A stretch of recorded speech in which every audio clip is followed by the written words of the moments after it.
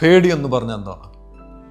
അതായത് പേടി എന്ന് പറഞ്ഞു കഴിഞ്ഞാൽ നമ്മുടെ ബ്രെയിൻ ഒരു കാര്യത്തെ നിഗമിക്കുകയാണ്. അതായത് ഇന്ന കാര്യം നീ ചെയ്തു കഴിഞ്ഞാൽ അല്ലെങ്കിൽ നീ ചെയ്യാൻ പോയി കഴിഞ്ഞാൽ പലതും സംഭവിക്കും. അവർ നിന്നെ വഴക്കു പറയും, നിന്റെ പണം നഷ്ടപ്പെടും, നിനക്ക് മാനസികമായിട്ട് എന്തെങ്കിലും പ്രശ്നങ്ങളുണ്ടാവും എന്നുള്ള ഒരു നിഗമനം നിങ്ങളുടെ ബ്രെയിനിൽ വരുമ്പോൾ നിങ്ങളുടെ ഹാർട്ട് ബീറ്റ് ഉയരാൻ തുടങ്ങും. ഈവൻ നിങ്ങൾ നെപ്പോളിയനെ എടുത്താലും ഭഗത് സിംഗിനെ എടുത്താലും കർണനെ എടുത്താലും ഈ പറയുന്ന പേടി അവർക്കുണ്ട്. അവർ ഈ പറയുന്ന പേടിയെ സർവൈവ് ചെയ്ത ആൾക്കാരാണ്, പേടിയെ ഫേസ് ചെയ്ത ആൾക്കാരാണ്. ഓരോ പ്രാവശ്യം നിങ്ങൾ പേടിയെ ഫേസ് ചെയ്യുമ്പോഴും നിങ്ങളുടെ ബ്രെയിനിൽ ഒരു കാര്യം മനസ്സിലാക്കി തരും, ഇത്രയൊക്കെ ഉള്ളൂ.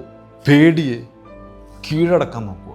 പേടിയെ നിങ്ങൾ ഫേസ് ചെയ്യാതെ ഓടിക്കഴിഞ്ഞാൽ ഒരിക്കലും നിങ്ങളുടെ പേടി മാറാൻ പോകുന്നില്ല. അതായത് നിങ്ങൾക്കൊരു വ്യക്തമായിട്ടുള്ള ഒരു എവിഡൻസ് കിട്ടി, ഈ കാര്യം നമ്മൾ ചെയ്തു കഴിഞ്ഞാൽ ഇത്രയാണ് സംഭവിക്കാൻ പോകുന്നത്, ഇത്രമാത്രം റിസ്ക് ആണ് ഇതിനുള്ളത്, ഇതുപോലെയൊക്കെ തന്നെയാണ് ഹാൻഡിൽ ചെയ്യേണ്ടത് എന്നുള്ള എല്ലാ ഇൻഫർമേഷൻ നിങ്ങളുടെ തലയിലേക്ക് വന്നു കഴിയുമ്പോൾ പേടി എന്ന് പറയുന്നത് ഡിസപ്പിയർ, മാഞ്ഞോ. ധൈര്യം ഉണ്ടാക്കിയെടുക്കുക, കോൺഫിഡൻസ് ഉണ്ടാക്കുക, ഒരു ഐഡൻറ്റിറ്റി ഉണ്ടാക്കുക, അതായത് വ്യക്തിത്വം ഉണ്ടാക്കിയെടുക്കുക.